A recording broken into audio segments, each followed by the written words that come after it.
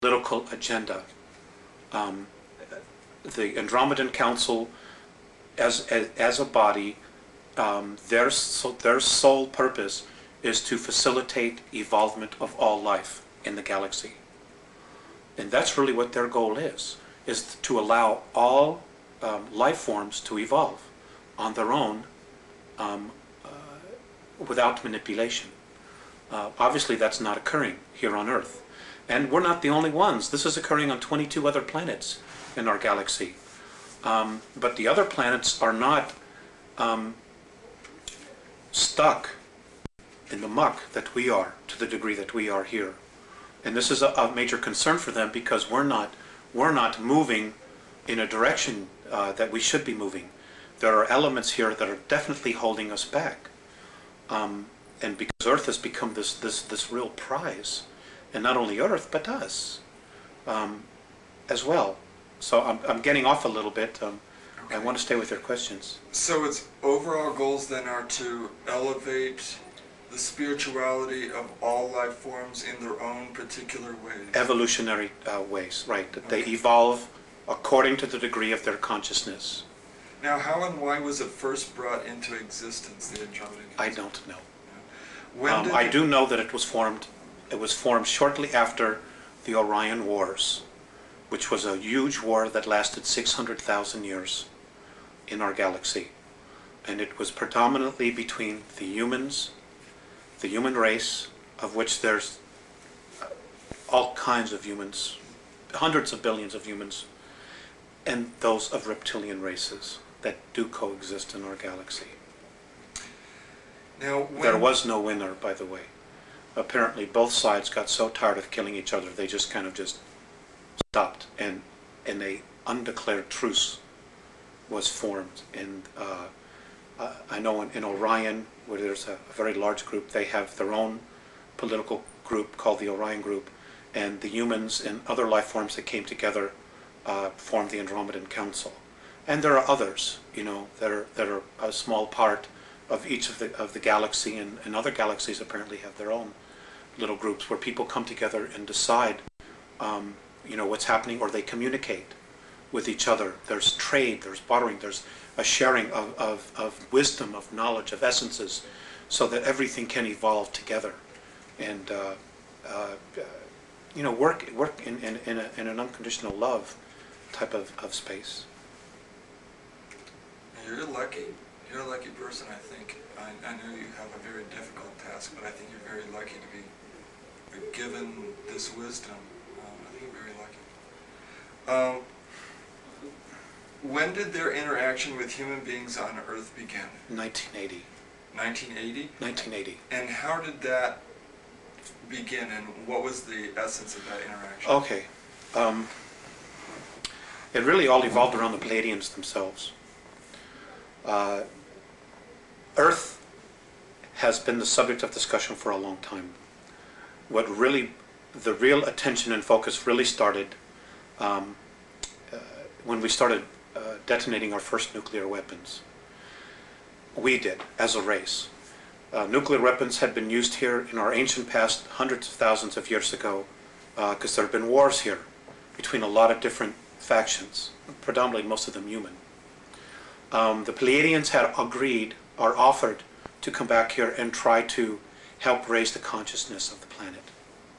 Well, apparently what happened was, when they got here, they were really faced with their past.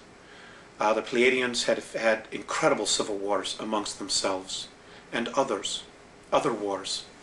And they had just moved into a fourth and fifth density consciousness, and they didn't want to come back here and take the warrior space again.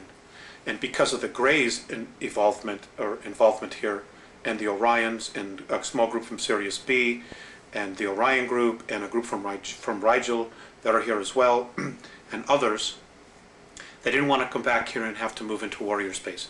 So they started dragging their feet. In other words, they didn't do as much as they needed to do.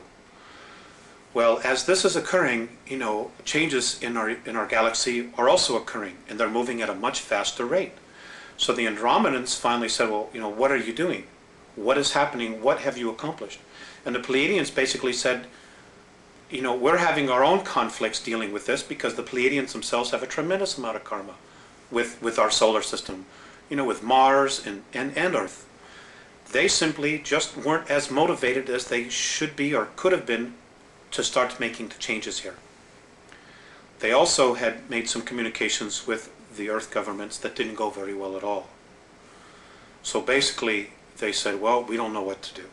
So the Andromedans themselves said, okay, well, we'll do it. We'll take this because it is important for the whole. We'll make an effort. Now, the Andromedans were probably the better choice because they don't have any karmic ties to us. So they're completely neutral, and they're probably better observers as well because of their neutrality.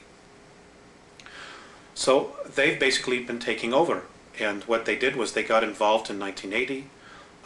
They're working with the Pleiadians, with the Syrians. They have Which group is Syrians? From Sirius A. Sirius A. So what they're doing here now is they're trying to raise the consciousness. They came back in time to 1964 to contact me. I'm not the only one. There are others. There are also other people who are mediums or channels or whatever word you want to add to it, who are also getting information on a spiritual level. Octurians are also involved. And the whole point is they want our part of the galaxy to evolve. And what's holding it back is our solar system. And what's holding back our solar system is the consciousness of humanity on the Earth. The Earth herself, as an entity, spiritual entity, wants to move into fourth and fifth density. But she can't yet because of the consciousness of humanity. And in order for her to do it without humanity, one of two things have to happen. Humanity either has to shape up, grow up, as the Andromedans say, or humanity has to be removed and get out of the way. Cleansed or... Exactly. Whatever term you want to use. But those options don't necessarily involve us using our free will. So that's the dilemma that we have. It's like we are so entrenched in our belief systems that the reality of our belief systems is being chipped away daily, to what we think is real. And an overlapping degree of thoughts and energy are being introduced that hopefully will open our perspective, enough people's perspective, to the point where we can experience a real leap in consciousness here. And we have to do this quickly. We have to do this by 2001 in order to really... In a particular month? Between July and August. And what's happening? That's the probability. What's happening July, August 2001? Well, basically nothing, but, we're creating our future. Much of our future, that our belief systems, is being focused on the Book of Revelations, on other prophetic disasters that are to occur. So you're talking about self-fulfilling prophecy? Right. We're literally going to create it. We're literally going to create our own demise. Because we're buying into belief systems that say we ourselves are not mature enough or grown up enough to take care of our own selves. So we need somebody to come in here and take care of us. And that's an absolute recipe for disaster. Because, who would want to come down here and save us from ourselves? Because then they're going to have to tell us what it is that we're going to have to do. We're not taking responsibility for ourselves. The Andromedans say that,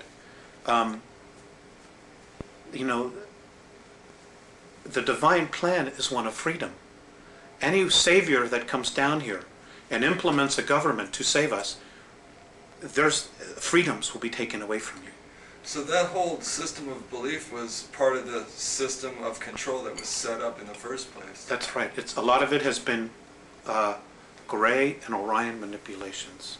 Okay. And if you have time travel, it's very easy to go back in time and manipulate the future. It's very easy. And this they've done in an incredible way.